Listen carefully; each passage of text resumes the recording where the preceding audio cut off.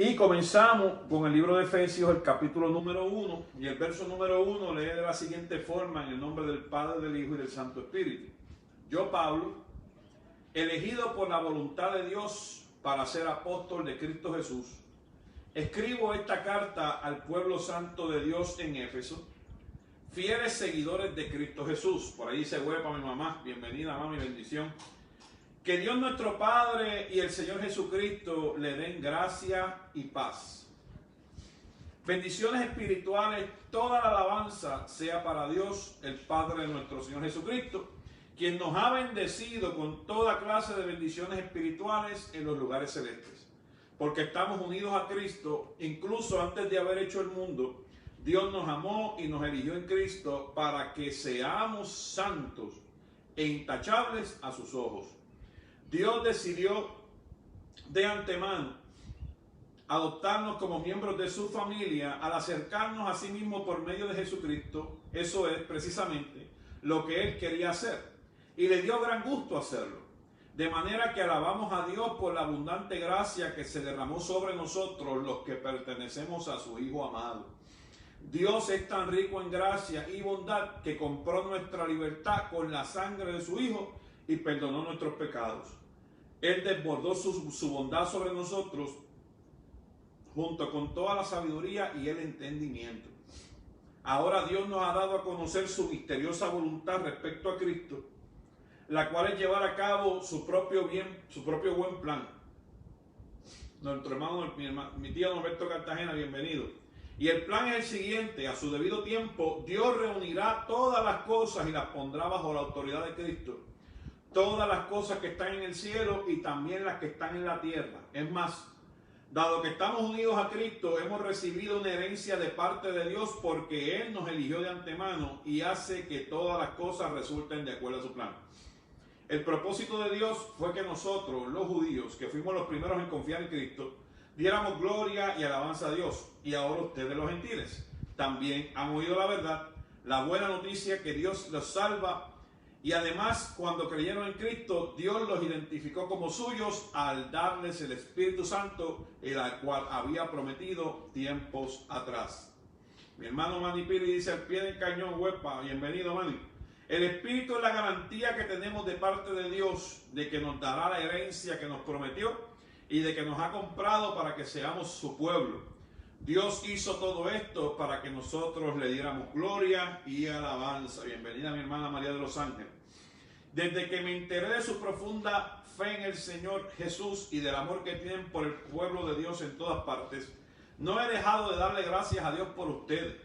Los recuerdo constantemente en mis oraciones y le pido a Dios, el glorioso Padre de nuestro Señor Jesucristo, que les dé sabiduría espiritual y percepción para que crezcan en el conocimiento de Dios. Pido que les inunde de luz el corazón para que puedan entender la esperanza segura que Él ha dado a los que llamó, es decir, su pueblo santo, quienes son su rica y gloriosa herencia. También pido en oración que entiendan la increíble grandeza del poder de Dios para nosotros, los que creemos en Él. Es el mismo gran poder que levantó a Cristo de los muertos y lo sentó en el lugar de honor a la derecha de Dios en los lugares celestiales. Ahora Cristo está muy por encima de todo, sean gobernantes o autoridades o poderes o dominios o cualquier otra cosa, no solo en este mundo, sino también en el mundo que vendrá. Dios ha puesto todos bajo la autoridad de Cristo, a quien hizo cabeza de todas las cosas para beneficio de la iglesia. Y la iglesia es el cuerpo de Cristo, Él la completa y la llena, y también es quien da plenitud a todas las cosas en todas partes con su presencia. Regáleme un minuto para tener una palabra de oración por este texto bíblico y comenzamos nuestra experiencia de exégesis bíblica del libro de los Efesios. Señor, te damos gracias en esta hora porque tú eres bueno y para siempre son tus misericordias. Te pido de manera extraordinaria que abra las ventanas de los cielos sobre cada uno de mis hermanos, Señor, que en esta experiencia de esta noche prestan vital atención al contenido de tu palabra, Señor, porque saben que es lámpara a nuestros pies y lumbrera a nuestro caminar. Yo te pido, Señor, que les honres con la presencia de tu Espíritu Santo y que, Señor, al ellos escuchar tu palabra y entenderla, Señor, puedan hacer que germinen sus corazones para el servicio de tu obra. Bendícele, Señor, a cada cual que necesite paz, dale paz. A aquel que necesite salud, dale un milagro en esta hora sobre ellos. aquel que, Señor, en esta hora sus finanzas se hayan visto afectadas, Señor. Abre los cielos, los bancos de los cielos. Tú que eres el dueño del oro y de la plata.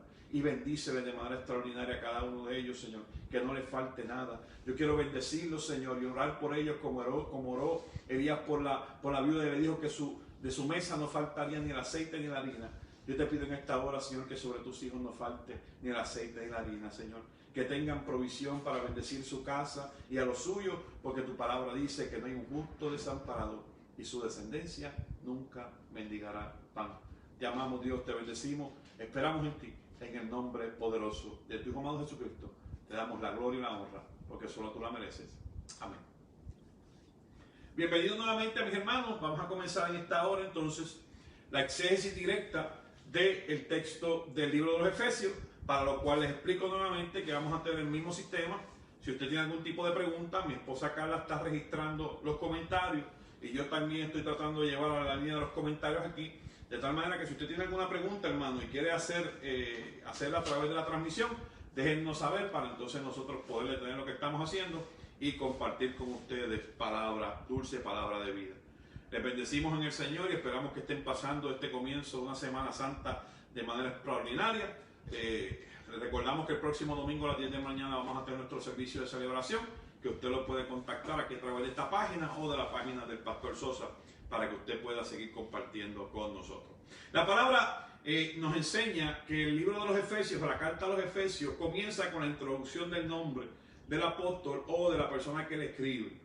La academia tiene otra manera de pensar sobre esta situación, pero como para mí esto no es un evento de salvación, esa discusión no tiene nada que ver con nuestros fundamentos bíblicos o con nuestra, ¿cómo le diría?, con nuestro crecimiento espiritual. Eso a mí no me interesa, pero sí me interesa la manera en la que se expresa el escritor bíblico, porque Pablo no era su nombre de pila. El nombre de Pablo es el nombre que recibe después de haber tenido un encuentro extraordinario con el crucificado. La palabra nos enseña a nosotros que el nombre de este hombre, el nombre real de este hombre, era Saulo de Tarso, proveniente de Tarso, era judío. La palabra nos enseña que había sido educado a los pies de Gamaliel. La palabra nos enseña que era uno de los principales del Sanedrín, y el Sanedrín no era otra cosa que un grupo de ancianos o de líderes espirituales que tenía el pueblo judío, especialmente entre la comunidad de los fariseos, que eran las personas que dominaban la sinagoga. Para que usted tenga un poquito de contexto histórico, quienes dominaban el templo era la orden sacerdotal, que se conocían como los saduceos y los levitas. Pero quienes dominaban la sinagoga, quienes participaban en la sinagoga y compartían la palabra del Señor todos los sábados en la sinagoga, era el grupo de los fariseos, y ahí nacen los rabinos, o los grandes maestros de la ley. Y Pablo era uno de los grandes maestros de la ley en el primer siglo, que perseguía a la iglesia, pero su verdadero nombre era Saulo de Tarso. De manera tal que al nosotros ver la carta que se escribe a la iglesia de Efesios, se escribe desde el puño y letra y del corazón de un hombre que ha sido transformado por la gracia de Dios, que no utiliza sus nombres, que no utiliza sus títulos pasados, que no desea utilizar nada que le recuerde la vieja manera de vivir, sino que se presenta a la iglesia como el apóstol Pablo, como ese abortivo, como ese último apóstol que nadie hubiese seleccionado, pero que Dios le seleccionó. Se presenta a sí mismo con ese nombre que le dio el encontrarse nuevamente con el Cristo de la gloria, o el encontrarse primeramente con Dios en ese camino a Damasco. La Biblia, hermano, está llena de experiencias donde después de haber tenido un encuentro con Dios se le intercambia el nombre de pila a hombres y mujeres en las Sagradas Escrituras. Por ejemplo, vamos a ver que la palabra del Señor se nos enseña que Abraham al principio era Abraham, y cuando recibió la promesa de Dios de que iba a ser padre de muchas naciones, se le cambió su nombre a Abraham. De la misma manera vamos a ver que a su nieto Jacob, Dios le cambia el nombre después de haber tenido un encuentro extraordinario con el ángel en la caseta. Y allá él no se va a llamar más Jacob, sino que Dios le pone Israel. Así sucesivamente vamos a ver en el Antiguo Testamento que Dios decide poner un nombre al hijo de Salomón, a Salomón, discúlpeme, el hijo de David, cuando el profeta llega hasta la casa de David para anunciarle que Dios había tenido agrado de ese hijo que él había tenido. El profeta le dice a David, y este niño será llamado por Dios Jeridía, que significa amado de Dios, pero David y su esposa terminan poniéndole el nombre de Salomón. Asimismo, usted se va a dar cuenta en las Sagradas Escrituras, dice que se está cortando mucho, ¿verdad? Mi hermano Néstor Rolón, Dios te bendiga, bienvenido. Vamos a ver si esto se arregla. Discúlpenme. Es que ha estado un poquito complicado el asunto aquí. Vamos a ver si el teléfono y el internet, ¿cómo es? Trabajan como Dios manda. Verifícate a ver si está conectado el Wi-Fi, que no vaya a ser que yo esté transmitiendo a través del celular, no del Wi-Fi. Bueno, mis hermanos, seguimos con la discusión. Les estaba diciendo que en las Sagradas Escrituras se nos evidencian varios lugares donde Dios le transforma, le cambia el nombre a varios personajes de la Biblia después de tener un encuentro espiritual. Por ejemplo, si usted vamos al Nuevo Testamento, que esto no es diferente en el Nuevo Testamento, nos vamos a percatar que cuando el ángel de Jehová desciende sobre María y la promesa que le hace y la oferta que le hace de parte del Señor, le dice que el nombre del niño será Emmanuel, que significa Dios estará entre nosotros. Consecuentemente, el nombre que se le pone al niño es Jesús. Pero para Dios, el nombre era Emmanuel, Dios entre nosotros. Si nosotros vamos a las Escrituras y seguimos mirando el Nuevo Testamento, donde damos cuenta que ese primer encuentro que Jesús tiene con Simón, el hijo del hermano de Andrés, el hijo de Zebedeo, el Señor también le cambia su nombre, le dice: ya no te llamarás más Simón, de ahora en adelante te llamarás Pedro o Cefas. De la misma manera, la Biblia nos enseña que aquel hombre que era recaudador de impuestos, que se encontraba a la orilla del lago de Galilea, su nombre era Leví, pero se le conoce por Mateo. Asimismo, nos encontramos entonces en este caso que este personaje que se introduce en el libro de los Efesios nació y se le puso como nombre de pila Saulo, pero para Cristo su nombre verdadero era Pablo. Así que vamos a ver que esto es una consistente en la Biblia, donde los personajes bíblicos, después de tener experiencias espirituales de muy alta envergadura, se les cambia su nombre. Y por eso para mí es interesante que al comenzar la discusión del libro de Efesios, nosotros reconozcamos que el escritor se está autoproclamando así con el nombre que le puso el Señor, no con el nombre que le pusieron los hombres. Y esto es un tipo de rebeldía espiritual extraordinario, un tipo de rebeldía social en el cual yo deseo llamarme con los nombres que me tiene que llamar Dios y no llamarme más con los nombres que me quiere dar el mundo. Y a veces los nombres que te quiere dar el mundo tienen que ver mucho con títulos, con privilegios, con posiciones de honor.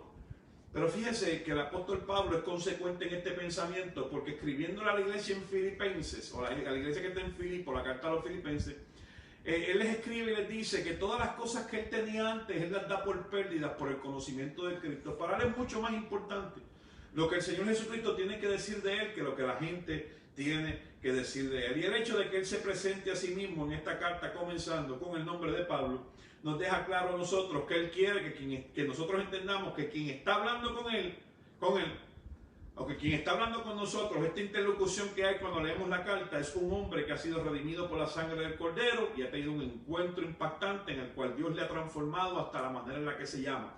Y él quiere dejarnos saber, al escribirnos la carta, que quien está escribiendo el texto es un hombre redimido por la sangre, transformado, que no desea regresar atrás a su vida pasada. Aquí le escribe su amigo Pablo, dice, cuando comienza la carta de los Efesios.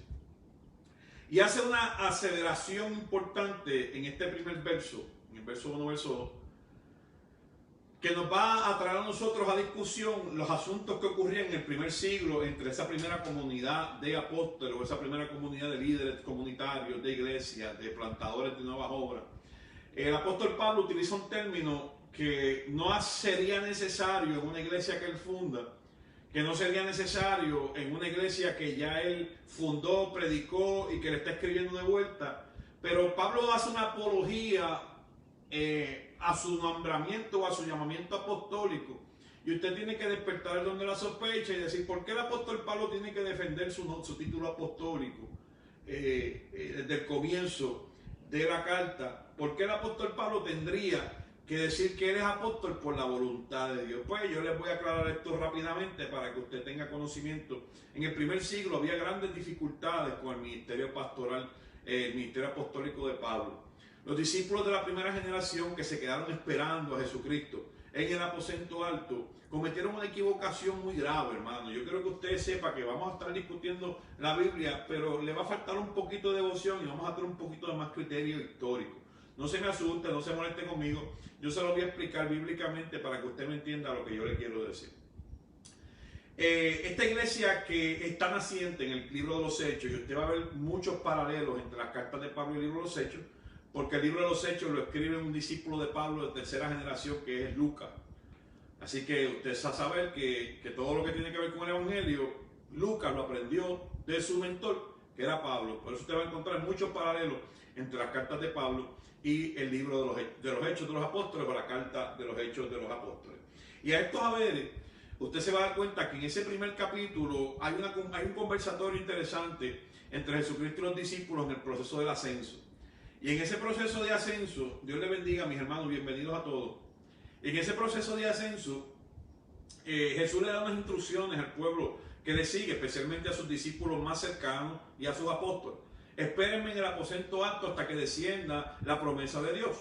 Ahora, si usted busca el capítulo número 2, se va a dar cuenta que justamente después de que la promesa de Dios desciende y de que son investidos de poder y de que el Espíritu Santo se les presenta como lengua de fuego, la primera gran decisión que tienen que enfrentar los apóstoles es una total y completa fracaso en la vida espiritual de la iglesia. Y usted va a decir, pastor, ¿de qué usted está hablando? ¿Cómo se atreve usted a decir eso? Pero mire, si usted lee el libro de los Hechos, se va a dar cuenta que los apóstoles deciden por su mano sustituir la figura de Judas, el traicionero o el Iscariote. Y cuando usted lee esos primeros dos capítulos del libro de los Hechos, especialmente el capítulo número 2, se va a dar cuenta que los discípulos, los 12, los 11 que quedaban, porque ya Judas había muerto, se sientan a la mesa y deciden que hay que buscar un sustituto para Judas, para llenar esa plaza. Entonces usted dice, ok, ¿y cuáles fueron los criterios? Pues los criterios, según el capítulo número 1, los versos son 21 al 22, están aquí, hermano, yo se los estoy poniendo. Hechos capítulo 1, 21 al 22, dice que los requisitos para escoger el sucesor de Judas era que hubiese permanecido con ellos desde el principio, que hubiese estado en todos los viajes de Jesús de Capernaum a Jerusalén, en las entradas y las salidas, que hubiese estado con el grupo desde que Jesús se bautizó hasta la ascensión, hasta que fue elevado al cielo. Se dan cuenta que mientras más requisitos ellos ponían, pues más pequeño se iba haciendo el grupo. Y sobre todas las cosas, que esta persona fuera testigo, o sea, que fuera un martireo, que en pocas palabras tuviese un buen testimonio y fuera una persona digna para representar el grupo de los apóstoles. La Biblia nos enseña a nosotros en este capítulo número 1, los versos 21 al 22 y un poquito más adelante, que esta gente ni oraron, hermano. Esta gente ni oraron. Echaron la suerte, y echaron la suerte era un asunto bien práctico en el pueblo judío del primer siglo. De hecho, los sacerdotes utilizaban la suerte en el pectoral, con el urín y el tumín, según la piedra que sacaban. Ellos explicaban que esa era la respuesta de Dios. Si sacaban la piedra negra era un no, si sacaban la piedra blanca era un sí. Entonces estos 11 apóstoles, sin orar, sin encomendarse a nadie, sin preguntarle al Señor, escogen a un hombre que se llama Matías para llenar la plaza vacante de Judas, el traicionero. Pero usted se va a dar cuenta que esto ocurre en el capítulo número del libro de los Hechos, el capítulo número 1, pero en el capítulo número 9 del libro de los Hechos, Dios decide reemplazar a Judas por su voluntad, cuando en el camino a Damasco decide bajar de la cabalgadura a Saulo y lo convierte en el apóstol número 12. Si usted se da cuenta, Pablo no cumple con ninguno de los requisitos humanos que establecieron los discípulos para convertirse en el sucesor de Judas. Pero como el que lo llama a usted no está pendiente de requisitos humanos, como el que lo llamó a usted para hacer su obra, no está pendiente de títulos, ni de bachilleratos, ni de maestrías, ni de ordenamiento, está pendiente de que usted le entregue su corazón para él hacer lo que él anhela y poder servir su obra con su fuerza, pues Dios hace que Pablo se convierta en el apóstol número 12. Y esto es un error, hermano. Esto es un error que no se comete solamente en la Biblia, en este lugar. No solamente en este lugar. Yo sé que usted me estará preguntando, pastor, pues ¿dónde más nosotros vemos este error cometido? Pues mira, este error nosotros nos podemos percatar nuevamente de que este error se comete muchísimos, pero muchísimos años atrás. Si usted busca el último libro de Jueces, el último capítulo del libro de Jueces, ya básicamente entrando a las crónicas, a los libros de los reyes y a los libros de Samuel, usted se va a dar cuenta que el último de los grandes jueces de Israel fue el profeta Samuel. Pero en cierto momento el pueblo de Dios decidió que ya no querían un profeta, sino que querían un rey como todas las naciones. A lo cual Samuel lloró delante del Señor amargamente, y Dios le dijo: Samuel, tranquilo, ellos no te están rechazando a ti, a quien me están rechazando es a mí. La Biblia nos enseña que el pueblo de Israel, congregado en Mizpa, escogieron y decidieron tener por rey a Saúl, pero Dios escogió a David. Cuando Dios decidió que quería un rey conforme a su corazón, fue hasta Belén, hacia la casa de Isaí, y buscó un niño pastor que entre medio de las cabras y las ovejas adoraba su nombre y su gloria, y no tenía nada de qué avergonzarse, y a ese lo llamó, lo ungió y lo encomendó para que se convirtiera en el rey del pueblo conforme a su corazón. Usted se va a dar cuenta, hermano, que estos textos bíblicos nos enseñan a nosotros que hay que tener mucho cuidado a la hora de nosotros tomar decisiones importantes que tengan que ver con los asuntos del Señor, de su iglesia y de su casa. Que no pueden ser por emocionalismos personales, que nosotros vayamos a tomar decisiones de quién debe dirigir qué grupo, de qué persona debe estar inscrita en cuál ministerio. Estas son cosas que le toca al Espíritu. El Espíritu de Dios es el que escoge, el Espíritu de Dios es el que pone y saca, es el que quita y el que da autoridad. Y nosotros que dependemos de Dios, no podemos andar buscando solamente la presencia de Dios para estar hablando lenguas angelicales. No debemos estar solamente buscando la presencia de Dios para hacer espectáculos sobrenaturales en el Espíritu, sino deberíamos buscar la presencia de Dios en todo, para ver con quién nos vamos a casar, para ver en qué lugar nosotros vamos a ir a vivir, en qué iglesia nos vamos a congregar, en qué grupo vamos a servir, en qué cosas el Señor quiere que yo trabaje. Toda mi vida, hermano, debe depender de una relación íntima con el Dios de la gloria. Por eso el apóstol Pablo, cuando se introduce a sí mismo, dice: yo no estoy aquí por la voluntad de los hombres ni por las elecciones de los seres humanos. Estoy aquí porque el Señor me llamó y yo decidí responder a su llamado. Hermanos, si voy muy deprisa, acuérdese, el pastor tiene mucha data en la cabeza que quiere transmitirle a usted en la menor cantidad de tiempo posible para que usted aproveche el tiempo. Pero si usted se da cuenta que voy muy deprisa y tiene alguna duda, escríbala. Escríbala acá, que nosotros vamos a seguir la discusión con usted. La Biblia nos enseña a nosotros, entre estos próximos versos, que el apóstol Pablo nos dice que el Señor nos ha bendecido a todos nosotros en la unidad. Que nos ha bendecido Dios desde el cielo con toda bendición espiritual en las áreas celestes. Y esto es una cosa bien extraordinaria, porque el apóstol Pablo hace una referencia muy hermosa en este capítulo número 1, creo que es el verso 3 o 4, no puedo equivocar, pero podemos ir hacia la lectura nuevamente, donde dice: y nos ha bendecido en Cristo, nos ha bendecido en Cristo porque nos hemos mantenido unidos en Él. Disculpe. Y aquí el apóstol Pablo introduce en la discusión bíblica un tema que no es novedoso, que no es novel, que no es nuevo, que es un principio espiritual en la Biblia desde el principio de los tiempos, y que lo vamos a ver transmitido o lo vamos a ver acuñado en dos textos bíblicos, porque si no hubiésemos tenido que tomar todo el culto de hoy o todo el servicio de hoy para explicar la unidad. Pero vamos a utilizar especialmente dos textos bíblicos, uno del Antiguo y uno del Nuevo Testamento, para reforzar el pensamiento del apóstol Pablo, donde nos dice que Dios ha decidido bendecirnos con toda bendición espiritual en las áreas celestes en Cristo Jesús, porque nos hemos mantenido junto a Él. El apóstol Pablo tiene un criterio extraordinario para esto. El apóstol Pablo piensa, con su mentalidad judía, porque es un judío de nacimiento, que Dios bendice al que se mantiene muy cerquita de Él. Deuteronomio 28, lo hemos estado leyendo y compartiendo aquí en los últimos 3-4 días del estudio bíblico de Apocalipsis. Las bendiciones que se hallan en la obediencia. Los judíos no pensaban que Dios enviaba cheques del cielo. Déjenme explicarle esto, hermano. Los judíos no pensaban que Dios enviaba ni cabras, ni becerros desde el cielo, ni tierra. Que Dios proveía tierra y era trabajo de ellos con su frente sudarla y proponerse lo que quisieran lograr en la vida. Los judíos prosperan porque le han dado a Dios el primado, porque creen que Dios es lo primero, porque han honrado a Dios con las primicias que le tocan y se han hecho de la tierra que Dios les ha dado y han honrado a Dios. Y la palabra dice que cuando tú obedeces a Dios, hay bendición sobre tu vida. La obediencia a Dios acarrea bendición sobre tu vida. Y el apóstol Pablo entiende que obedecer a Cristo y seguir a Cristo es lo mismo que obedecer a Dios. Por lo tanto, si tú te mantienes como un solo cuerpo en Cristo y tú obedeces a Cristo y le sirves y te mantienes en unidad con Él, las mismas bendiciones que estaban dispuestas para el pueblo obediente de Israel van a ser derramadas sobre aquellos que han hecho un pacto de bendición con el Cordero de Dios que quita el pecado del mundo. Mi amor, tú me regalas un poco de agua, estoy como con una tos ahí, que seco. Discúlpeme.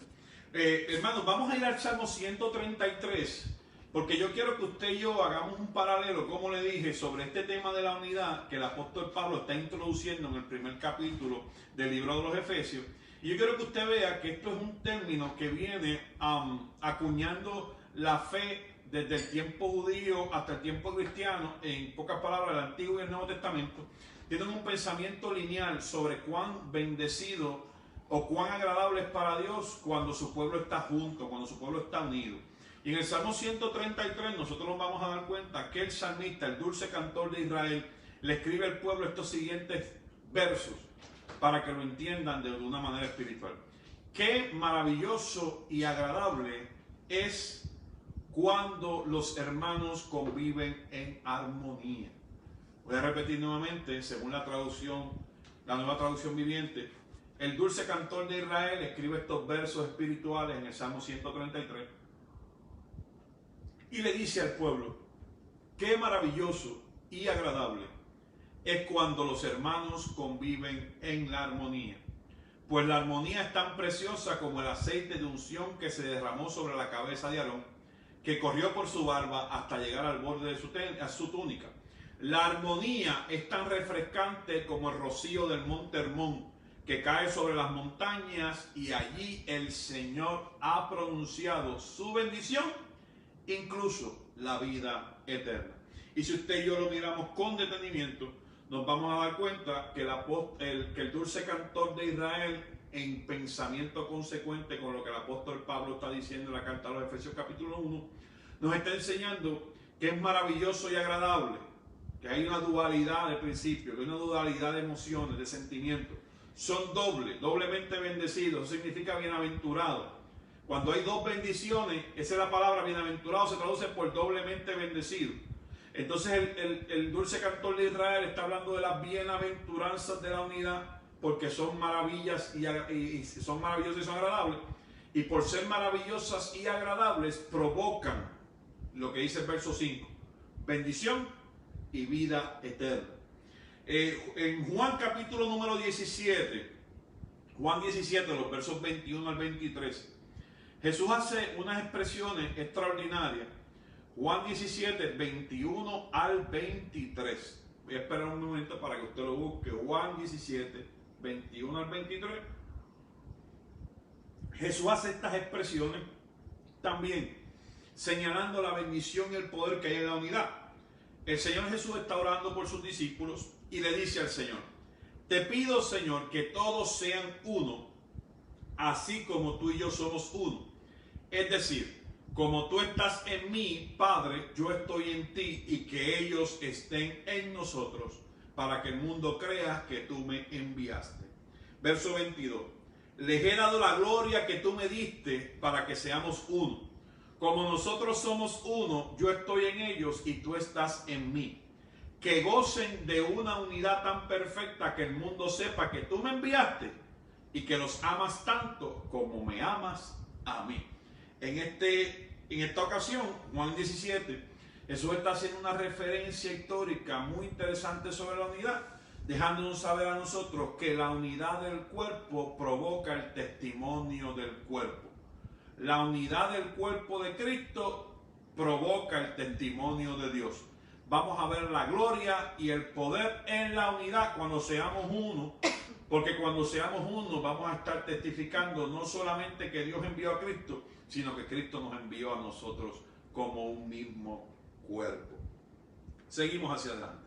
Y lo próximo que el apóstol Pablo le dice a la iglesia de una manera extraordinaria es que le pertenecemos al amado. Y esto a mí me pareció fascinante y fenomenal. Son los versos 4 al 8 de la carta a los Efesios, donde el apóstol Pablo le dice: y todas estas cosas ocurren porque nosotros ahora mismo somos pertenencia del amado de Dios. Y en pocas palabras, somos pertenencia del Cristo, del ungido, del Hijo de Dios, del Cordero. Y mira lo que dice el apóstol Pablo que provoca el que hayamos sido pertenecientes al amado. Número 1, porque pertenecemos al amado, Dios nos ha adoptado como familia. Para los que estuvieron viendo la transmisión del servicio de esta mañana, mientras nosotros predicábamos la cuarta palabra, donde Jesús le dice al discípulo amado, ve aquí a tu madre, mujer aquí a tu hijo. Yo les estaba compartiendo en esta visión espiritual que cuando tú estás dispuesto a ir con Cristo hasta las últimas consecuencias, cuando tú estás dispuesto a serle fiel aún en los momentos que te puede costar a ti, económica, física, espiritual o hasta tu propia paz y tu tranquilidad porque la gente te está persiguiendo, en los momentos más dramáticos de tu vida, si tú no reniegas tu fe, tú vas a ser contado entre los hijos de Dios. Eso lo enseña el libro de Apocalipsis, que lo estuvimos discutiendo aquí durante 12 días completos. Que a que los que vencieren se les dará beber del agua de la vida, se les dará que se sientan en el trono, se les pondrán vestiduras blancas, se les dará un nombre nuevo. Hermano, eso lo discutimos durante 12 días aquí de una manera extraordinaria. El apóstol Pablo nos está enseñando en el verso 4 al 8 que le pertenecemos ya al amado y que eso ha provocado que nosotros hayamos sido adoptados como la familia de Dios. Lo próximo que nos dice el apóstol Pablo en esos versos 4 al 8, haciendo una exégesis y una síntesis de la discusión, es que porque le pertenecemos al amado, hemos sido comprada nuestra libertad. Ya Jesús pagó el precio por nosotros, nosotros le pertenecemos a Él.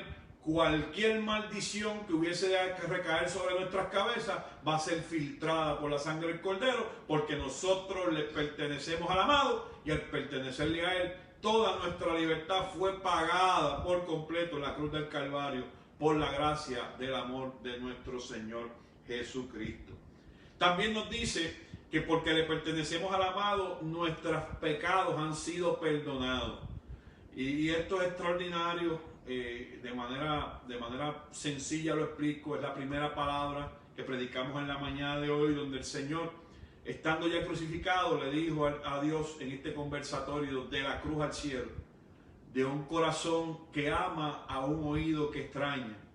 Y digo esto con amor, ¿verdad? Porque el Hijo de Dios se dio en la cruz del Calvario por amor a nosotros. Imagínese el sentimiento de Dios, verle sacrificarse con tan gran amor. Por lo tanto, del corazón de uno que ama, al corazón de uno que extraña. Estas fueron las palabras del amado cuando dijo, perdónalos porque ellos no saben lo que están haciendo. Están tan ciegos, tan enceguecidos por la maldad que impera en esta generación, que no han podido ver quién está delante de ellos. Mire, hermano, esto es consecuente en la Biblia. Nosotros vamos a dar cuenta, por ejemplo, en el capítulo número 4 del libro de Juan, que Jesús se encuentra con la mujer samaritana en el pozo. Y ella le dice, ¿con qué me vas a dar agua tú a mí? Si tú no tienes ni con qué sacarla. Y Jesús le dice, si tú conocieras el don de Dios y quién está delante de ti, entonces tú le pedirías a él agua y él te daría agua de la cual nunca jamás volverías a tener sed. Usted sabe lo ciego espiritualmente que usted tiene que estar para tenerle de frente y no poder reconocerle. Por esa y otras circunstancias que pasaron en medio del pueblo, cuando Jesús vio la ceguera espiritual con la que vivía su generación, que tenían la sinagoga llena de demonios, hermano. Usted se pone a leer la Biblia, se da cuenta que Jesús tiene problemas en las sinagogas, porque siempre que entra en la sinagoga está sacando, expulsando demonios o sanando enfermos en los días del sábado, y todo el mundo le está haciendo la guerra porque las sinagogas están podridas, los centros de adoración están podridos, y Jesús se ha dado cuenta que el pueblo está pereciendo por esa falta de conocimiento espiritual. De hecho, si usted va al capítulo número 3 de Juan, usted se va a dar cuenta de una conversación que provoca hasta vergüenza ajena. Un hombre de noche llamado Nicodemo, principal entre los fariseos, principal del pueblo, un hombre conocedor de las Escrituras, encuentra con Jesús y le pregunta cómo se debe nacer de nuevo. Y Jesús le pregunta con unas palabras que deberían producir vergüenza ajena para nosotros. ¿Acaso eres tú un maestro de Israel y no conoces estas cosas? Entonces usted se da cuenta que estas expresiones de Jesucristo en la cruz del Calvario, Señor, perdónalos, porque ellos realmente no saben lo que están haciendo. Es que hay una muerte espiritual en la sociedad tan grande, que la misericordia de Jesús se ha encontrado que muchas de las cosas no se hacen, no es por mala gana, es por desconocimiento espiritual. Por eso ese perdón que se derrama en la cruz, donde Jesús dice, dales el perdón aun cuando no lo merezcan, porque es que yo me he dado cuenta que ellos no saben no saben, no entienden el tiempo, no entienden las razones espirituales, no están conectados y no saben lo que están haciendo. Ahora, seguimos. El apóstol nos enseña en los versos 4 al 8 que le pertenecemos al amado y que esa pertenencia ha provocado que él desborde sobre nosotros tres asuntos particulares: la bondad, la sabiduría y el entendimiento. Y esto es bien importante que nosotros hagamos una pequeña referencia antes de seguir al próximo punto. Porque si por amor a Jesucristo ha desbordado sobre nosotros bondad, sabiduría y entendimiento, es trabajo o quehacer nuestro como creyentes ser recipientes de bondad, ser recipientes de sabiduría y entendimiento para también compartir a otros. Porque la Biblia no dice que nos dio, la Biblia no dice que nos permitió recibir. La Biblia dice aquí en el capítulo número 1 de Efesios que ha desbordado sobre nosotros. Y cuando dice desbordado es que ha tirado sin perdón. Ha tirado, como decimos nosotros, sin misericordia, todo lo que puedan recibir y hasta que sobreabunde, porque así son las bendiciones de Dios, hasta que sobre y abunde. Ahora, es importante que nosotros al leer este texto, también nuestro corazón desee, también es importante que nosotros entendamos que aunque nuestro corazón desee que si estamos siendo receptores de esa gracia en la cual se ha desbordado sobre nosotros tanto bondad, sabiduría y entendimiento, pues siendo recipientes de ella no podemos ser quienes la guardan y quienes la cubren, sino que debemos ser aquellos que siendo recipientes de bondad seamos bondadosos, que siendo recipientes de sabiduría acatemos las situaciones de este mundo con sabiduría, y siendo recipientes de entendimiento tengamos dos buenos oídos para escuchar y una sola boca para hablar, que seamos entendidos y que podamos bendecir a esta generación de la misma manera que el Señor nos ha bendecido a nosotros. Ahora, el apóstol Pablo nos enseña a nosotros, siguiendo con el contexto de este texto bíblico, que el Señor todas estas cosas las ha hecho porque Él tiene un nuevo plan, y ese nuevo plan es Jesucristo. Y este nuevo plan, que nosotros lo leímos ya en el libro de Apocalipsis completo, que el apóstol Pablo está haciendo una referencia profética, es que en el momento determinado todo lo que hay en el cielo y la tierra estará bajo el control del Cordero de Dios. Y así mismo Él lo dice en su texto bíblico. Le escribe a la iglesia que se encuentra en Éfeso y le dice: es que nosotros hemos sido comprados por la sangre del Cordero, hemos sido incluidos entre los amados, entre los hijos del amado, no hemos sido adoptados, hemos recibido desbordadamente de parte de Dios, porque Dios está desarrollando un plan nuevo. Y en ese plan nuevo, toda la autoridad va a estar sumida dentro de la figura del Cordero. Él va a ser el jefe de las naciones, Él va a ser el dueño de los cielos y la tierra, y toda gloria y toda honra va a ser depositada sobre el Cordero inmolado. Y el cielo y la tierra serán su dominio. Ahora, el apóstol Pablo tiene una expresión muy bonita que debemos acuñar nosotros también en este contexto bíblico. Y es que porque en el nuevo plan nosotros le pertenecemos al Cordero, entonces eso nos ha convertido a nosotros en herederos de la gloria de Dios. En este nuevo plan que Dios ha desarrollado para salvar la humanidad, el Cordero es la figura principal, el que todo lo va a controlar, sobre quien estarán puestos toda gloria y todo honor de lo que hay en el cielo, la tierra y bajo la tierra. Pero al nosotros haber sido comprados por su sangre, nos hemos convertido en coherederos de esa gracia, en coherederos de ese reino. Y esto lo vamos a ver en dos textos que quiero compartir con ustedes. Y le puse en el libro de Apocalipsis porque esto lo discutimos a profundidad en la pasada semana a través de las ofertas o bendiciones que estaban estipuladas en el libro de Apocalipsis para todos aquellos que vencieran. Y la palabra nos enseña a nosotros en Juan capítulo 1. Juan capítulo 1, yo quiero que usted lea conmigo en Juan capítulo 1 los versos 12 y 13. Evangelio de San Juan capítulo 1, vamos a ir a los versos número 12 y número 13. Que en este contexto el apóstol Juan, en su carta magna a la iglesia o en su evangelio, va a reafirmar este concepto del nuevo plan de Dios, no solamente el nuevo plan de Dios, sino de la adopción de nosotros como herederos del reino, en la cual Cristo nos ha comprado a nosotros a precio de sangre para que nos convertamos en reyes y profetas o en reyes y sacerdotes de este nuevo orden de Dios, que son cielos nuevos y tierra nueva, sobre la gloria, sobre el Cordero. Y mira lo que dice Juan capítulo 1, los versos 12 al 13, leemos de la siguiente forma. Pero a todos los que creyeron en él y los recibieron, les dio el derecho de llegar a ser hijos de Dios. Ellos nacen de nuevo, no mediante un nacimiento físico, como resultado de la pasión o la iniciativa humana, sino por medio de un nacimiento que proviene de Dios. Usted se va a dar cuenta que el pensamiento del evangelista Juan y del apóstol Pablo, y en este momento que vamos a discutir también lo que tiene que decir el apóstol Pedro sobre estos haberes, usted se va a dar cuenta que Dios tiene un plan maestro, tiene un plan estratégico en el cual nos va a convertir a nosotros en herederos de esa gracia a través de la virtud del Cordero que ha redimido a la humanidad y le ha dado entrada y adopción a esa sangre nueva, a ese pueblo nuevo de sacerdotes y de reyes para nuestro Dios. Primera de Pedro 1, los versos son 3 al 4, acompáñeme si usted puede.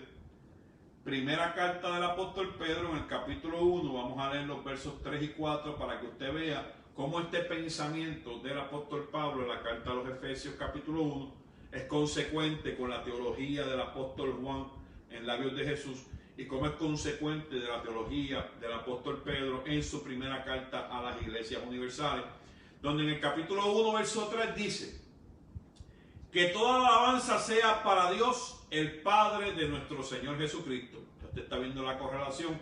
Si nosotros somos hijos adoptivos, tiene que reconocer quién es el Padre y quién es el Hijo. Es por su gran misericordia que hemos nacido de nuevo, porque Dios levantó a Jesucristo de los muertos. Ahora vivimos con gran expectación y tenemos una herencia que no tiene precio, una herencia que está reservada en el cielo para ustedes, pura y sin mancha, que no puede cambiar ni deteriorarse. Pues ya usted se va a percatar que en este contexto espiritual, el apóstol Pablo nos está haciendo unas referencias históricas a nosotros sobre este nuevo plan de Dios, que es un plan que acarrea una herencia, y que esa herencia es incorruptible, que es el mismo pensamiento en Juan capítulo 1, que es el mismo pensamiento en la primera carta de Pedro, y que él lo esboza cuando le escribe a la iglesia que se encuentra en Efesios. Y ahí pasamos a otra discusión extraordinaria que hace el apóstol Pablo en el verso 13, donde nos enseña que todas estas cosas han ocurrido porque nosotros hemos sido identificados, escuche bien, hemos sido identificados y marcados por el Espíritu Santo de Dios. Efesios capítulo 1, verso 13, si usted me puede acompañar, lo quiero leer con usted para introducir esto. Y ahora ustedes, los gentiles, también han oído la verdad, la buena noticia de Dios que los salva. Además, cuando creyeron en Cristo, Dios los identificó como suyos al darles al Espíritu Santo, el cual había prometido tiempos atrás. Y usted se va a hacer las preguntas importante sobre la discusión de cómo hemos sido marcados o sellados nosotros con el Santo Espíritu. Y esto es un concepto que nace, es completamente nuevo testamentario, pero nace en el capítulo 2, versos 1 y 4 del libro de los Hechos, y nace también en 2 de Corintios capítulo 1, los versos 21 al 22. En el capítulo número 2, versos 1 al 4, yo quiero que usted lea conmigo Hechos capítulo 2, Hechos 2, capítulo 1 al 4, dice la palabra del Señor. En el día de Pentecostés todos los creyentes estaban reunidos en un mismo lugar y de repente se oyó un ruido desde el cielo parecido al estruendo de un viento fuerte e impetuoso que llenó la casa donde estaban sentados. Luego algo parecido a unas llamas o lenguas de fuego aparecieron y se posaron sobre cada uno de ellos, y todos los presentes fueron llenos del Espíritu Santo y comenzaron a hablar en otros idiomas conforme el Espíritu les daba en esa capacidad.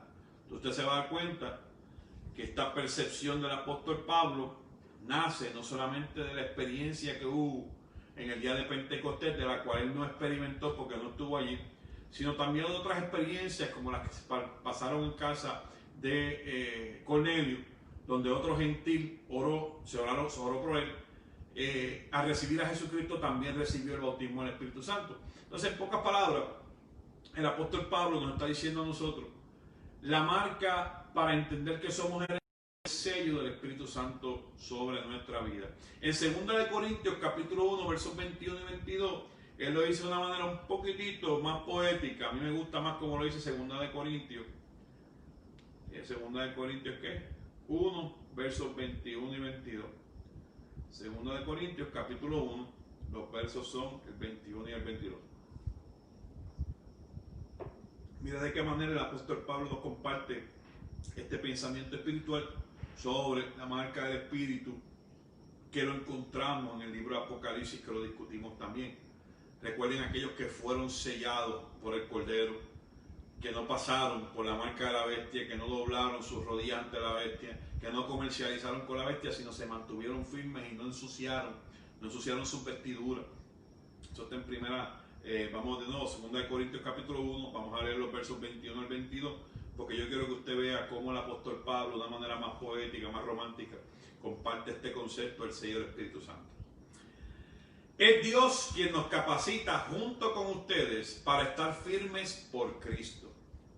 Él nos comisionó y nos identificó como suyos al poner al Espíritu Santo en nuestro corazón como un anticipo que garantiza todo lo que Él nos prometió. Y esto es un término muy importante. Yo se lo escribo a ustedes ahí, lo que aparece en 2 de Corintios capítulo número 1. Porque el apóstol Pablo en el texto original dice que al él sellarnos, nos dejó en el sello las arras del Espíritu, que no son otras cosas que las primicias de lo que ha de venir, pero para nosotros posiblemente sea un asunto completamente espiritual lo que estamos escuchando, pero para el judío competente del primer siglo que está leyendo esto, sabe que las arras son una medida transaccional, son parte de un negocio. De una manera bien sencilla, si usted va a comprar un vehículo, y usted no tiene todo el dinero al momento, pero usted quiere comprar el carro y la persona le acepta que usted le dé un depósito y después usted va a regresar con el resto del dinero y se va a llevar el vehículo. Ese concepto de transacción son las arras. Por ejemplo, cuando un judío se iba a casar en el primer siglo, el padre y el novio iban hasta la casa del padre de la novia. Y si ella bebía de la copa, si ella tomaba de la copa, se le entregaba un anillo como que ella estaba ya desposada. Ese era el asunto de María. María estaba desposada, aunque ya todavía no se habían dado las bodas, ya ella estaba prometida para José. Eso significa que José había ido a la casa del padre de María y había dejado las arras. En pocas palabras, había dejado el depósito, había dejado una garantía de que él iba a regresar después de que tuviera un lugar preparado para poder sostener y llevársela, para que tuvieran una vida completa juntos como familia. En ese caso, cuando Pablo nos habla sobre este concepto, está diciendo que el Espíritu Santo es la garantía de que nosotros en algún día estaremos morando donde Él también mora.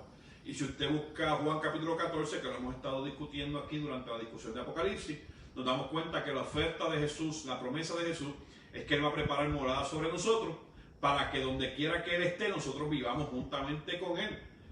Voy allá, voy a la casa del Padre, cuando vuestras moradas estén listas, entonces vendré y les buscaré para que donde yo esté, también ustedes estén conmigo. Por lo tanto, el Espíritu Santo se convierte como en la garantía de que nosotros tenemos una habitación celestial diseñada y disponible para nosotros, para que en el tiempo preciso, como dice el apóstol Pablo en los primeros versos, que Dios decida cumplir el plan de poner todo sobre los hombros de Jesucristo, nosotros tengamos una participación de herederos, no de afiliados, no de arrimados, sino de herederos, que participemos como la herencia de los santos y podamos entrar en esos lugares celestes que el Señor tiene preparado para cada uno de nosotros.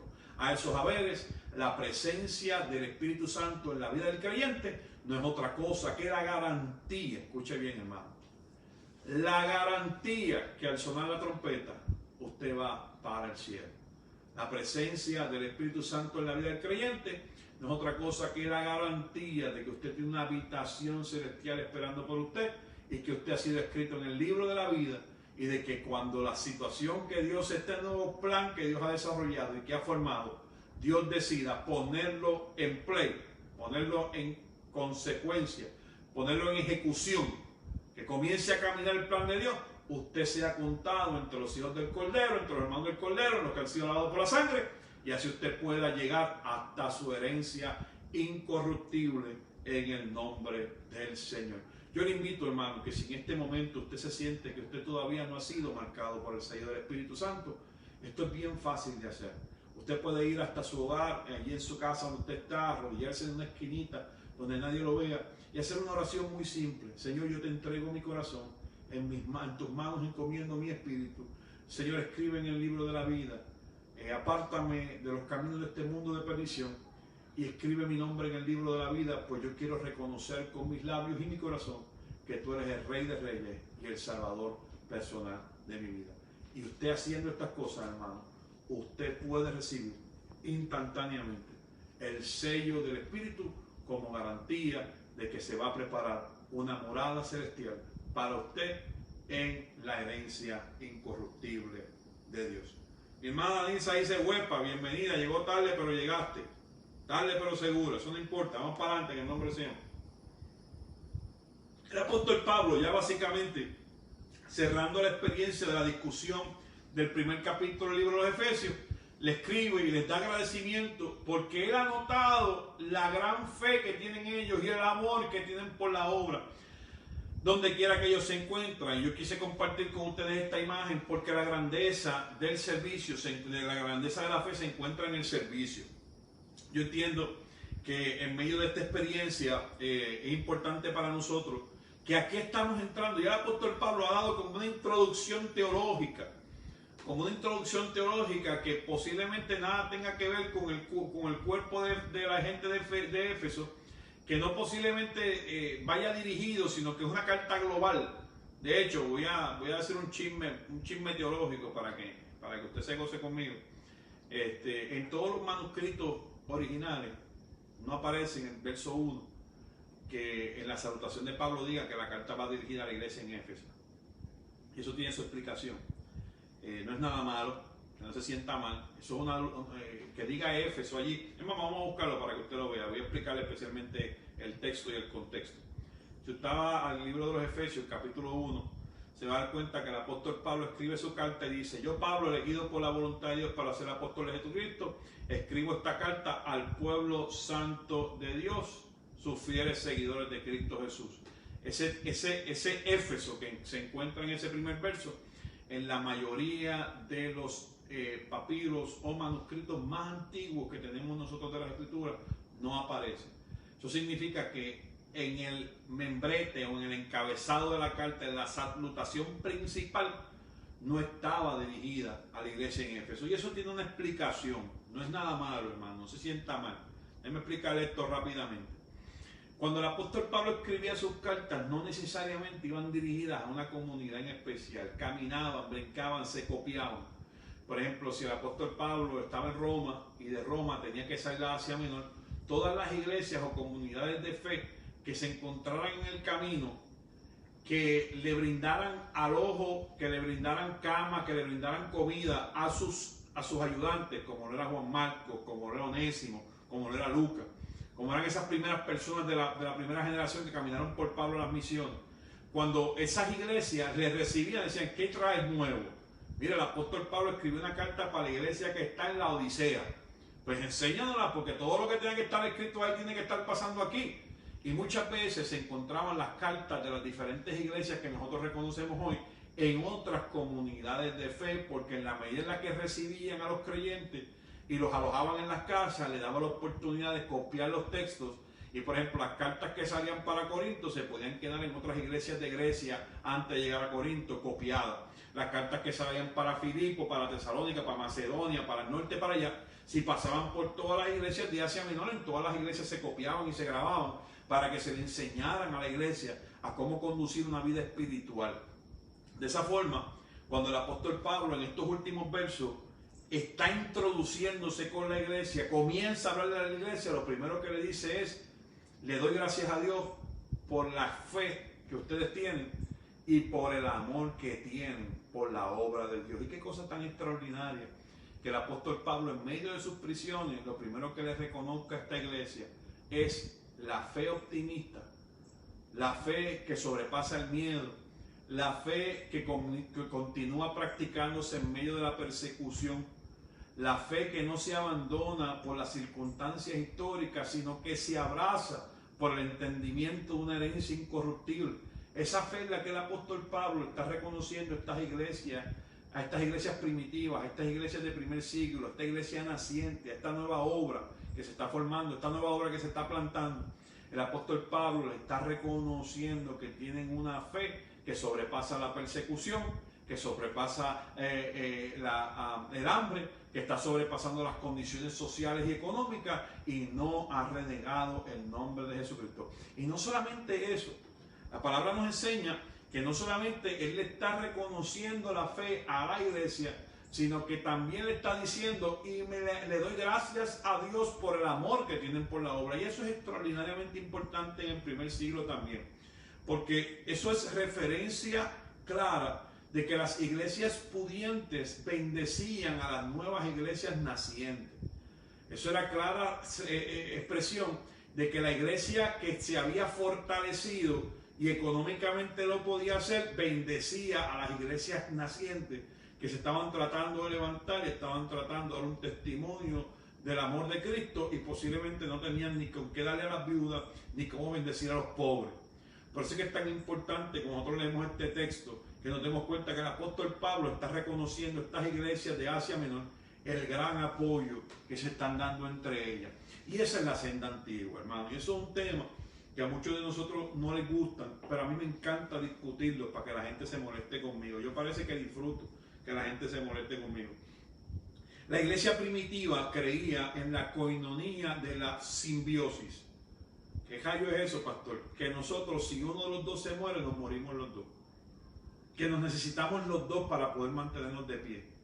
Que son mejor dos que uno, porque cuando uno se resbala, el otro le levanta. La iglesia primitiva nació y se desarrolló sin nombres y apellidos. Y ahora, si la iglesia es pentecostal, no le puede regalar una bocina a la otra que es bautista, porque son de denominaciones diferentes. Ahora, si la iglesia es bautista, no le puede dar una ofrenda a la iglesia pentecostal para levantar su techo, porque ellos son pentecostales y que se busquen los chavos ellos. Mire, hermano, Dios reprenda al diablo. Por eso es que no vemos la gloria de Dios, porque no hay unidad. Y hasta que la unidad no permee entre nosotros, y no solamente los eventos de espirituales, de estar alabando y de estar cantando coritos y de que vengan todos los músicos y vamos a una fiesta, no, en la necesidad. Cuando no tenemos líneas denominacionales y podemos brincar esos conceptos zánganos del ser humano, y porque la iglesia pentecostal está haciendo una extraordinaria labor en Colombia o en República Dominicana, yo no me duele el corazón ofrendar, diezmar y bendecirle, no porque soy bautista, no porque soy católico, no porque soy adventista, porque somos una sola iglesia y cuando Cristo nos llame vamos a subir todos juntos, y en la medida en la que yo participo de la unidad, veo la gloria de Dios. Eso es lo que está diciendo el apóstol Pablo a la iglesia. Entonces ahora cada cual quiere hacer su propio rancho. No, que la iglesia mía sea más grande. No, que el templo mío tenga más gente. No, que yo quiero comprar más sillas. Si esas sillas se van a podrir cuando la trompeta suene, hermano, esas porquerías a ustedes no les hacen falta. La iglesia no tiene cuatro paredes. No nació en cuatro paredes. La iglesia está presa en el templo. La iglesia nunca se concibió con cuatro paredes. Y nosotros la hemos apresado, hermano. Y el apóstol Pablo le escribe a la iglesia en el primer siglo y le dice, amo y glorifico a Dios porque ustedes no están presos. Yo sí, pero ustedes no. Y mientras yo estoy aquí en mis prisiones pensando cómo bendecir la iglesia, ustedes que tienen un solo espíritu lo están haciendo porque se les predicó la palabra correctamente y están viviendo la fe verdadera, sin adulterar. Se aman, no importando si son de Éfeso, si son de la Odisea, si son de aquí y allá, se aman. Y eso es lo que Dios está buscando. Que haya una unidad donde el Espíritu de Dios se pueda manifestar y haya bendición y vida eterna. Pero ahora no, mi hermano, ahora cada cual tiene su cuenta de cheque, ahora cada cual tiene su cuenta de depósito, ahora cada cual quiere recoger sus ofrendas y sus diezmos, ahora cada cual quiere tener sus proyectos. Mire, hermano, yo no tengo problema con que la iglesia prospere. Si es del Señor, ¿cómo no va a prosperar? Pero ¿por qué no estamos haciéndolo unidos? ¿Por qué mientras en tu iglesia o en mi iglesia hay 50 bocinas, mi hermano pentecostal lo que tiene es un micrófono pegado a una bocina de un carro? ¿Por qué el Espíritu no me está moviendo a eso? ¿Será porque es que yo no estoy conectado al Espíritu? ¿Por qué no estoy entendiendo el dolor de mi hermano o la necesidad que está pasando mi hermano para poder predicar la misma palabra que me salvó a mí? Pues como es que ellos son de otra denominación, ellos tienen otro rancho, que se resuelvan ellos, que se busquen sus cosas ellos como puedan. Mire, hermano, Dios reprenda al diablo 1000 veces por esa falta de unidad. Es por la que no estamos viendo la gloria de Dios en esta generación. Dios quiere un pueblo unido, sin apellidos que nos dividan. Somos la iglesia de Jesucristo. Y si usted es bautista antes que cristiano, usted se va a perder en el infierno. Y si usted es pentecostal antes que cristiano, usted no va a llegar a la gloria de Dios, porque allá no hay título, allá no hay frontera, allá no hay divisiones, allá todos somos los lavados por la sangre del Cordero y vamos a vivir en el mismo sitio por la herencia incorruptible. Pero ¿cómo es posible que usted y yo estemos listos para la herencia incorruptible si la que es corruptible no la podemos compartir? Si me puedo acostar con el estómago lleno aunque mi hermano esté muriendo de hambre. Mira, hermano, hay cosas que honestamente a veces son difíciles de uno tragarse y digerirlas. Mientras más uno se mete en los caminos del Señor, más preguntas a veces salen. Pero yo el pastor Sosa, no quiero hacer sentir nada mal a nadie. Pero usted, si usted vive en un primer mundo, si usted es un americano que vive en esta nación poderosa, yo sé cómo usted vive, yo sé cómo yo vivo, pero yo le recomiendo a usted que se monte en un avión y usted vaya a ver cómo nuestros hermanos en nuestras queridas islas del Caribe están predicando el evangelio, a veces sin poder cobrar, ni poner comida, ni poner un plato de comida en la mesa de sus hijos. Mientras muchos de nosotros a veces lo que estamos es pensando cuál es el próximo juguete que nos vamos a comprar o en qué vamos a invertir nuestro dinero, dónde está la bolsa de valores, cómo vamos a generar más dinero y más dinero y más dinero, y nuestros hermanos muriéndose y acostándose con el estómago vacío. ¿Y por qué el Espíritu nos revela eso? ¿Será porque no estaremos en el Espíritu de Dios? Porque no hay esas inquietudes en nuestro corazón. ¿Será porque no estamos en el mismo espíritu? Porque somos bien fáciles para decir, Dios me dijo, pastor, Dios me dijo, Dios me dio un mensaje, pero fíjate que ese mensaje nunca es que vayas a bendecir a alguien que tiene. Mira qué tristeza, me puse como difícil. Pero es que eso es lo que la Biblia provoca, que uno predique la palabra con libertad. Entonces, ¿cómo es posible que el Espíritu Santo te esté dando una visión y una profecía que no sea que le llenes el estómago a tu hermano que está predicando la misma palabra que tú, pero está desmayado? ¿Cómo es posible que el Espíritu te dé una visión profética? Dios me dio una visión profética, que el Señor me llevó al tercer cielo. No te tenía que llevar al tercer cielo, lo que tenía era que montarte en un avión 2 horas para que viera cómo sus hijos están sufriendo, que son tus hermanos en la fe, que van para la herencia incorruptible que tú también esperas. Todo el mundo quiere ir al tercer cielo, pero no quiere ir a la casa de su hermano. El apóstol Pablo dice, mientras yo estoy preso, ustedes están haciendo lo que les toca. Le doy gracias a Dios por el amor que tienen por la obra. Porque ninguno de ustedes quiere visiones del tercer cielo. Todos ustedes lo que quieren es ver a sus hermanos progresar. Y quieren ver la familia de sus hermanos bien. El apóstol Pablo, cuando le escribe la carta a la gente en Éfeso, le dice, le doy gracias a Dios porque su fe no es fingida. Se ha sostenido en la persecución. Y no andan buscando cuentos de viejas ni patrañas, no esperan terceros cielos, nada, ni visiones, ni proféticas, sino que lo que esperan es hacerse del momento oportuno para cumplir la misión con sus pies y con sus manos, y no solamente con su lengua y con su boca. Gloria al nombre del Señor por eso. Hermano, si me estoy poniendo muy difícil, déjame saber. Yo me pongo un poco más suave para la clase de mañana, porque ya la de hoy se dañó.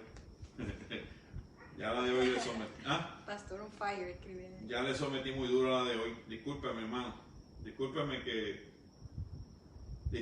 Si me puse muy difícil, discúlpeme, pero tú sabes, ¿qué te puedo decir? Pues la palabra de Dios impulsa a uno a hacer ese tipo de cosas. Les digo honestamente que los amo, pero tenemos que ir al mismo espíritu, hermano. Tenemos que vivir en la misma armonía. Y si esa armonía en la que Dios está esperando por nosotros, si esa armonía por la que Dios está esperando por nosotros no deja de andar buscando terceros cielos y profecías de la destrucción para ir a buscar al hermano que se pierde, para mí es falsa profecía, para mí es anatema. Y usted me puede disculpar y moléstese conmigo todo lo que le dé la gana, y no tengo problema con eso, moléstese conmigo. Pero no me vengan a mí con profecías de tercer cielo, que el Señor le dijo, que el milenio, que si la semana que viene, y ninguna de esas profecías está una obra en la que nosotros vayamos a bendecir a nuestros hermanos que están predicando esta misma palabra, pero está pasando una necesidad brutal. El apóstol Pablo escribió a la iglesia de Efesios y le dijo, su fe se ha demostrado porque en medio de esto han amado la obra sin ninguna repercusión. Han amado la obra extraordinariamente y esas cosas el Señor las ve. Y cuando usted ve este pasaje bíblico terminando, el escritor de Efesios, el escritor Pablo de la carta de Efesios, le dice, porque somos una iglesia, una nada más, dice el apóstol Pablo, una iglesia. Pero lo último que dice el apóstol Pablo, y mira, yo hice con toda premeditación, puse la foto de una iglesia en la calle, no dentro de un templo, porque esa es la verdadera iglesia, la gente de Dios. Y lo que escribe el apóstol Pablo, terminando, con fuerza y con firmeza, como dice mi hermana Danilza en el pasaje, lo que dice el apóstol Pablo para mí es extraordinario sobre esta iglesia.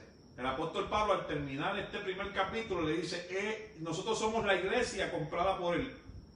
Y es Cristo el que hace dos cosas, el que nos complementa y el que nos llena. Y si usted ve eso, hermano, ahí usted pues tiene que glorificar al Señor, pues si usted es la iglesia, usted tiene que hacer esa expresión igual. Mira lo que dice el verso 23. Y la iglesia es el cuerpo de Cristo, Él la completa y la llena. Y también es quien da plenitud a todas las cosas, en todas las partes, en su presencia. En pocas palabras, si no está Cristo, no hay plenitud. Si no está el pensamiento del Hijo de Dios, no hay llenura. No puede haber sentimiento de que estamos completos. Y no puede haber sentimiento de que estamos completos si el Espíritu de Dios no es el primero que está invitado. Entonces el apóstol Pablo le escribe a los Efesios y le dice, por eso es que es tan importante que ustedes sigan viviendo su fe sin fingimiento. Y que sigan sosteniendo la obra y amando a la gente. Porque se sirve a Dios sirviéndole al mundo. Pastor, ¿qué es eso? Sí, hermano, porque el mismo Señor Jesucristo se lo dijo a sus discípulos. Yo agradezco cuando yo tenía hambre y me dieron de comer, y agradezco cuando tuve sed y me dieron de beber, y agradezco cuando estuve desnudo y me vistieron. Y los discípulos le dijeron, pero ¿y cuándo nosotros hicimos eso? Y el Señor Jesús le contestó, cuando con uno de estos lo hicieron, a mí mismo me lo hiciste. En pocas palabras, Dios está enseñando que el principio del servicio es que servimos a Dios sirviendo a la humanidad.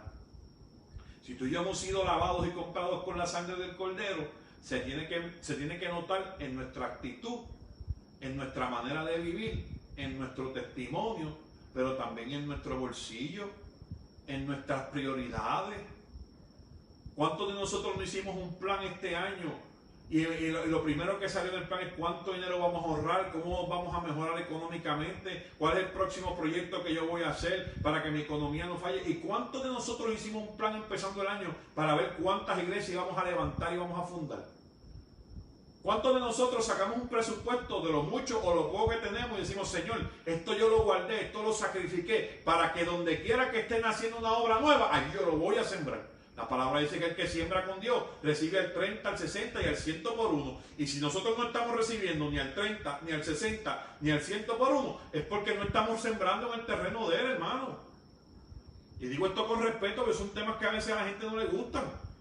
Pero a veces mi pacto, mi compromiso con Dios está solamente limitado a que si Él me da, yo lo amo. No, yo amo al Señor porque me salvó. Ok, ¿qué tú tienes para darle a cambio? No, es que el Señor no necesita nada de mí. Yo estoy claro que el Señor no necesita nada de ti. Él es el dueño del oro y de la plata, y con los dólares y centavos que tú tienes en el bolsillo, mi Señor no se chupa ni un limber. Porque no le hace falta. Yo estoy bien claro con eso. Y digo esto con respeto y con amor pastoral. Porque yo sé que a muchos no les gusta ese tema. Pero a veces se convierte en nuestros ideales, pero no se convierte en nuestras prioridades. Y somos muy ágiles para ir a botar lo que tenemos, que con sudor no las hemos ganado porque es una realidad, pero nos las hemos ganado porque hay en nuestros pulmones, porque el Señor nos ha bendecido con un día más. Y se nos olvida que Él es la razón por la que estamos aquí. Y a veces los proyectos de Dios son los últimos en nuestra cabeza. A veces los proyectos de Dios son los últimos en nuestros pensamientos. Mire, hermano, usted sabe en su comunidad cuántos hogares hay de niños que sus padres se murieron por adicciones, que sus padres murieron en un accidente, que no han conseguido familia, que se llaman foster homes. ¿Cuántos de esos niños no se beneficiarían con una hora de su tiempo? Con un día a la semana que usted le visite y le refuerce una clase de matemáticas, si usted es un maestro de matemáticas, que usted pase por esos lugares y se voluntarice para ayudar. Con 15 minutos que usted limpie un baño, un niño de eso puede estar en paz. Con $20 que usted lo botaría en cualquier porquería a través de Amazon o eBay, ese niño posiblemente pueda llevar meriendas a la escuela por una semana entera. Pero nuestras prioridades no son las mismas que el reino, porque no estamos en el mismo espíritu, hermano. Y digo esto con amor, y si usted molesta conmigo, perdónenme. Dice que falta el besito. Que mande un besito, aquí está esperando. Aquí está el besito. Pero es una realidad, hermano, es una realidad, lo digo con respeto. Estamos viviendo en unas comunidades que parecen de primer mundo, pero usted sabe que alrededor de nuestras comunidades hay hermanos latinoamericanos que han venido huyendo de necesidad, de dolor, de guerra, que están tratando de hacer una nueva vida alrededor de nosotros. Que usted sabe dónde están porque sabe dónde viven. ¿Cuándo fue la última vez que usted en su día libre o los $100 que tiene para gastar en el Chili decidió ir a gastarlo en un trailer park comprándole libretas para la escuela a los muchachitos de estos hermanos indocumentados que están tratando de salir hacia adelante? Pero como nuestras prioridades no son las del reino, porque no estamos en el mismo espíritu, ¿usted me entiende?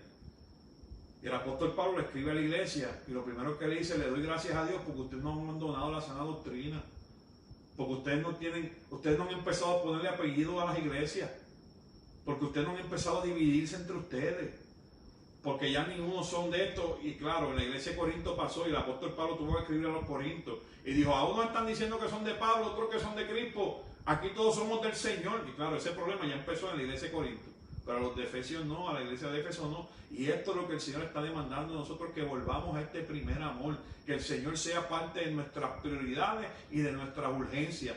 Porque si Dios es una urgencia para nosotros y una prioridad, aquí usted no sabe quién va a ser una urgencia y una prioridad cuando suene la trompeta, tú y yo. Si en la lista de urgencias y prioridades en nuestra vida Dios está arriba, tú vas a estar arriba en el libro de la vida, y cuando la trompeta suene, tú vas a ser una urgencia para Dios y tú vas a ser una prioridad para el Señor.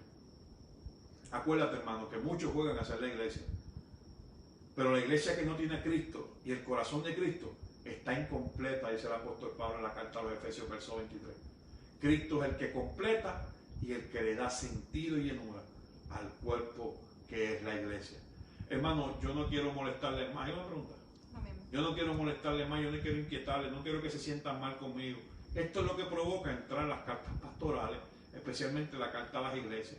Vamos a discutir este y otros temas que van a tener que pues, digo esto con respeto, van a obligarnos a discutir los asuntos programáticos de la iglesia, lo que vive la iglesia del edificio. Hay una gran diferencia que la vamos a discutir mañana entre la iglesia institucional y la iglesia espiritual. El problema es que nosotros hemos querido que los pastores y ministros sean esclavos de la iglesia institucional, cuando Dios los llamó a ser pastores de la iglesia espiritual. Entonces, como hay que mantenerlos o hay que darle un salario, tienen que por obligación estar encadenados a un edificio, cuando Dios los quiere haciendo un montón de obras en la calle que nada tienen que ver con bloques, ni con ventanas, ni con pasillos. Y digo esto con amor, hermano, porque mis hermanos de la iglesia saben que a mí no me da el dolor en el alma con construir, porque me encanta construir.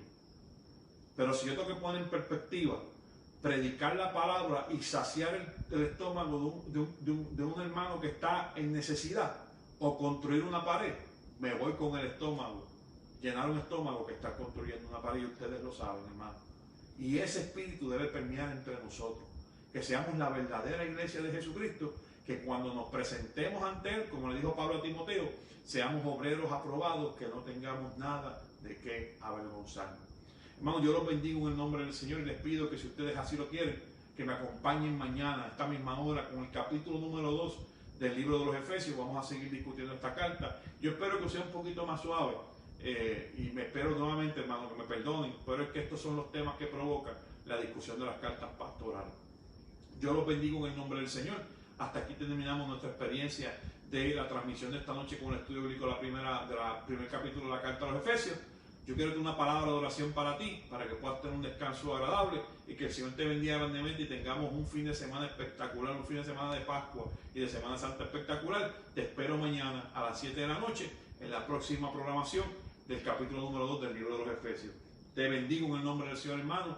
Y si usted se está inquietando, como dicen algunos por aquí, no se vaya a la cama sin darle rodillas al Señor y sin hablar con Él, porque el Señor está buscando a su iglesia.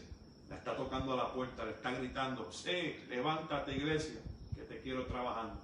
Si usted está dispuesto a eso, no se vaya para la cama sin darle un poco de rodillas, para que el Señor le inquiete y que el Espíritu le hable, ya sea a través de la oración o a través de los sueños.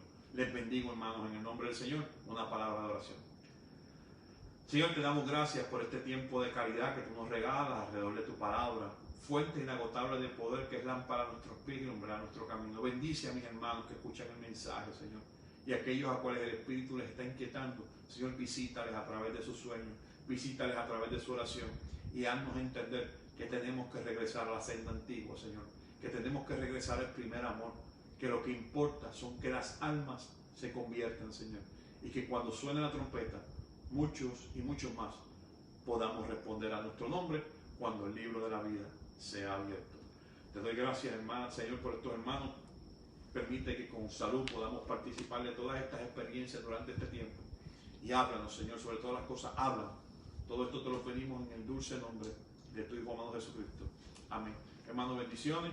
Mañana continuamos con el segundo capítulo de la carta a los Efesios. Dios les bendiga mucho. Aquí un besito pastoral para terminar la transmisión.